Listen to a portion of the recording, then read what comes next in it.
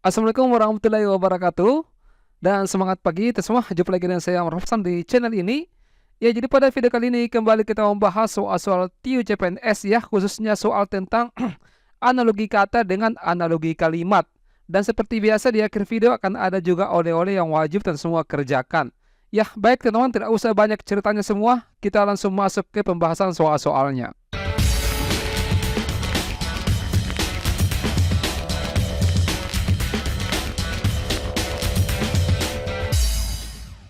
Ya, namun seperti biasanya saya tidak langsung bahaskan soal-soalnya ya teman-teman. Saya mempersilahkan teman semua untuk mencoba memahami dulu soalnya. Saya beri waktu durasi 10 detik untuk coba dipahami. Kalau misalkan mau dikerja-kerja dan tidak cukup waktunya, videonya bisa di stop untuk dicari jawabannya ya. Baik, kita mulai dari soal nomor 21. Selamat mengerjakan.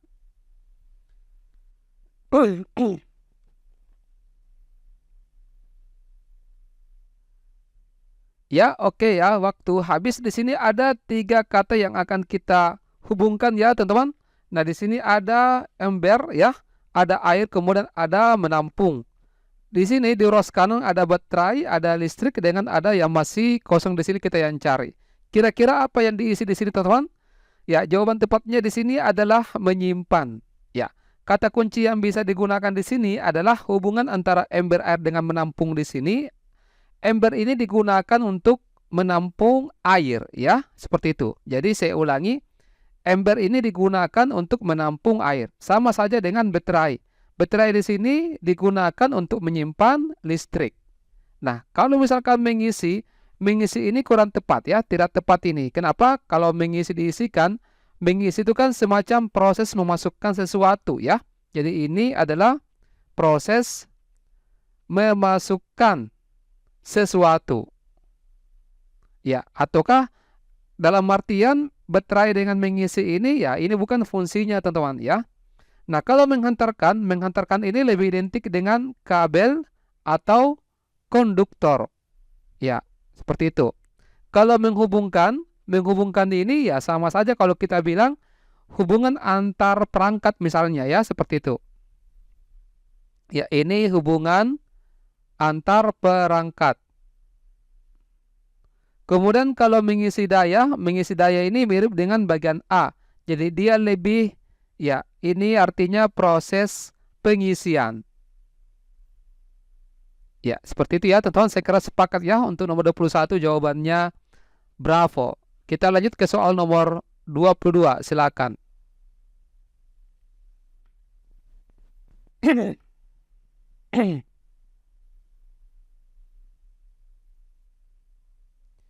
Ya, mentor di sini pasangannya bimbingan ya. Dokter di sini pasangannya adalah pengobatan. Ya, apa kata kunci yang bisa digunakan? Jadi di sini mentor ini sama saja kalau kita katakan memberikan semacam ya, memberikan bimbingan ya secara langsung ya, seperti itu. Memberikan bimbingan. Jadi mentor ini yang memberikan bimbingan dan secara langsung berhubungan dengan orang yang dia bimbing. Kalau dokter ini adalah orang yang memberikan pengobatan. Jadi mentor ini sama dengan profesi, begitupun dengan dokter. Bimbingan ini adalah dampak secara langsung yang diberikan. Jadi dokter ini kan yang secara langsung dampaknya itu adalah pengobatan. Kalau diagnosis ini sebenarnya meskipun bagian dari dokter, tapi dia bukan peran utama dari dokter. Biasanya kalau mendiagnosis itu ada orang yang sebelum ya kemudian diserahkan kepada dokter ya. Nah, kalau pasien, ini pasien adalah orang yang dilayani ya. Sama saja kalau misalkan kalau seandainya mentor di sini pasangannya misalkan begini ya.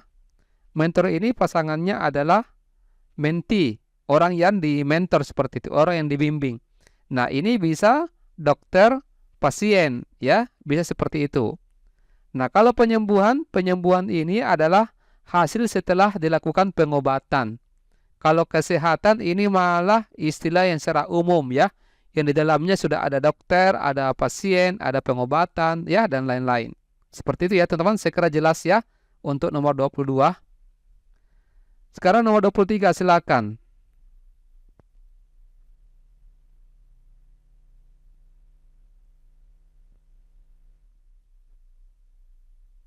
Ya, oke ya. Nah, di sini kunci pasangannya gembok. Kalau sandi ini pasangannya adalah pesan. Jadi kunci ini yang biasa digunakan untuk membuka gembok ya. Kalau sandi ini yang biasa digunakan untuk membuka pesan-pesan rahasia seperti itu. Kalau kode dengan rahasia ini kan agak mirip ya, seperti itu. Oke, jelas untuk nomor 23. Nomor 24 silakan.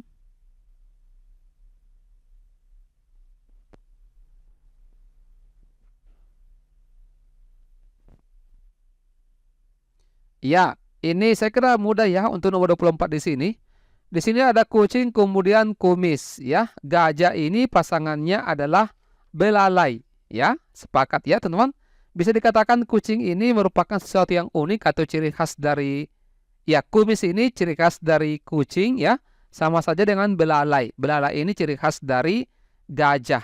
Kalau gading ini ya tidak bisa teman-teman, karena kalau gading ini bukan ciri khas ya.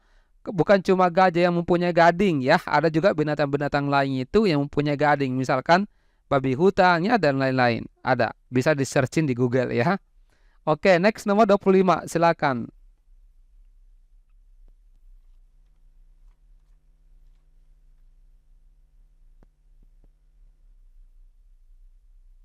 Ya, oke. Nah, dokter penyakit pengobatan.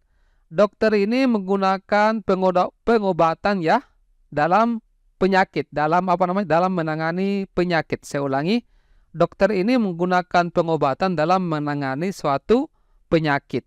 Ya, berarti yang pasangan yang tepat dengan pola seperti itu adalah yang bagian C, yaitu chef di sini menggunakan bahan ya dalam menangani suatu masakan.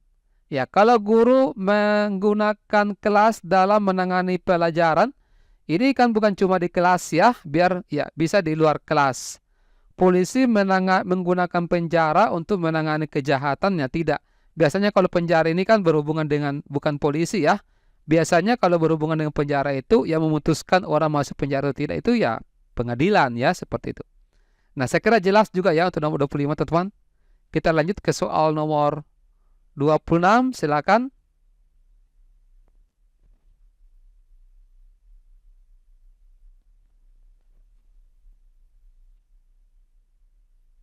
Ya, oke, jelas ya. Untuk di sini ada apel, kemudian ada buah dengan pohon. Ya, kira-kira bagaimana kata kunci yang digunakan di sini? Nah, bisa seperti ini. Apel ini termasuk salah satu jenis buah ya. Seperti itu ya, bisa ya. Kemudian yang sumbernya ya dari pohon, seperti itu. Nah, kalau misalkan kita menggunakan pola yang sama, buku ini ya bersumber salah satu jenis kertas. Ini salah ya. Nah, kemudian kalau lalat salah satu jenis serangga bisa, tetapi kupu-kupu juga salah satu jenis serangga. Ini salah, padahal harusnya panahnya ke kanan seperti ini. Meja ini salah satu jenis, ya ini kayaknya terbalik ya, ini salah.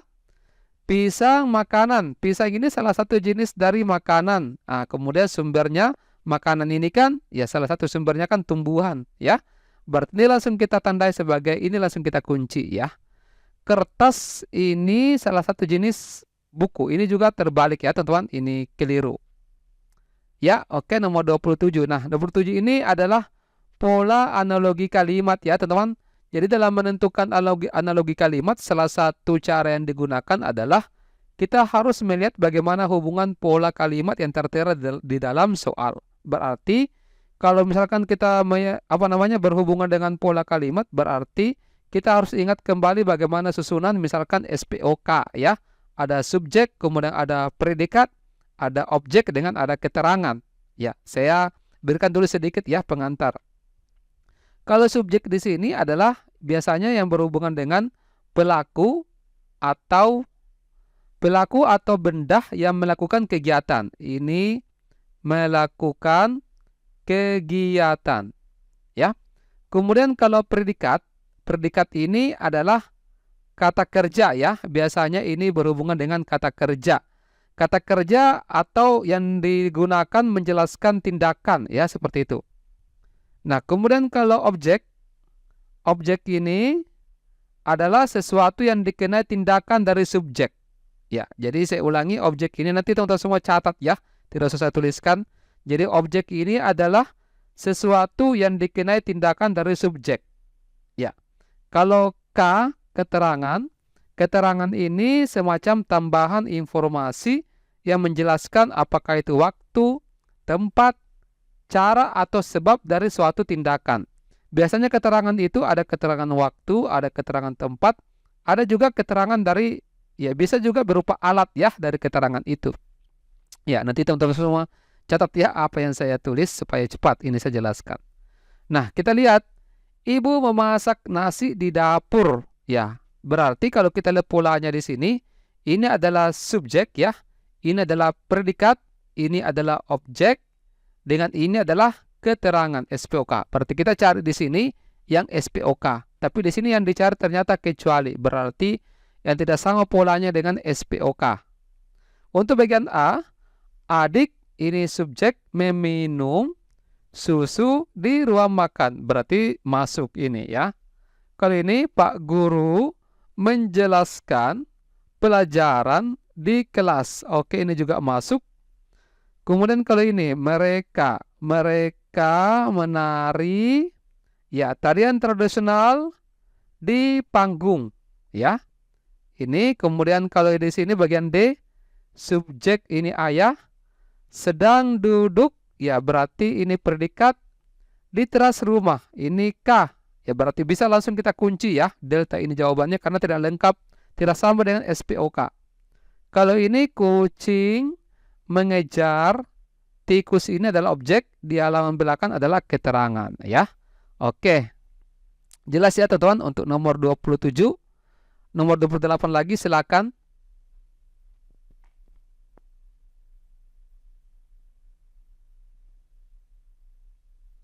Ya, oke, saya kira itu nomor terakhir ya sebelum kita berikan oleh-oleh. Nah, di malam hari kucing itu tidur di sofa. Polanya ini adalah keterangan. Kucing ini adalah subjek. Ini tidur di sofa adalah predikat ya. Tidur ini predikat, di sofa ini adalah keterangan. Berarti kita cari yang sama polanya dengan KSPK. Di taman ini keterangan ya. Kemudian anak-anak ini adalah subjek. Bermain predikat ya. Di lapangan adalah keterangan. Berarti ini KSPK, langsung kita kunci ini ya jawabannya. Coba kita lihat.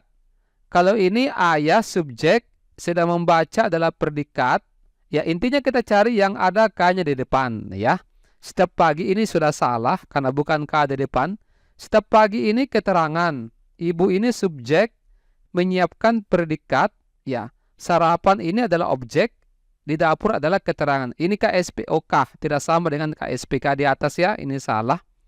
Saya menonton ya televisi di ruang keluarga. Ini SPOK salah. Burung-burung ini subjek, predikat, ya keterangan ya. Ini juga salah. Jadi jawabannya adalah alfa. Baik teman-teman, saya kira ya ini dulu ya sebelum kita masuk ke oleh-oleh. Teman-teman yang belum mengakses Triautos KD bisa akses linknya di sini. Menggunakan kode promo Ruang Tentor ya. Bisa disampaikan ke rekan-rekan kita yang ingin Triautos KD. Gunakan kode promo Ruang Tentor di alamat link yang tertera di sini. Nanti saya gunakan juga, nanti saya cantumkan link ini di deskripsi video dengan di komentar di bawah video ini ya teman-teman. Ya oke. Kita masuk ke oleh-oleh pertama ini teman-teman. Silakan ya dikerjakan. Kemudian oleh-oleh kedua, ya saya belum tandai ya. Ini oleh-oleh, tadi oleh-oleh pertama ya. Ini adalah oleh-oleh kedua. Kemudian oleh-oleh ketiga. Ya. Oleh-oleh keempat adalah yang ini. Dan oleh-oleh terakhir adalah nomor 33. Ini oleh-oleh ke-5 ya. Tidak usah banyak-banyak ya. Cukup 5 nomor saja saya berikan. Oke teman-teman, saya kira saya berharap sekali ya teman-teman semua mengerjakan ini ya. Dan men-share video ini ke rekan-rekannya. Supaya bisa didiskusikan, dikerja bersama. Baik, sekarang untuk sementara sampai di situ dulu ya. Nanti kita lanjutkan lagi pembahasan soal-soal SKD CPNS ya di kesempatan berikutnya. Saya akhiri, wassalamualaikum warahmatullahi wabarakatuh. Dan semangat pagi.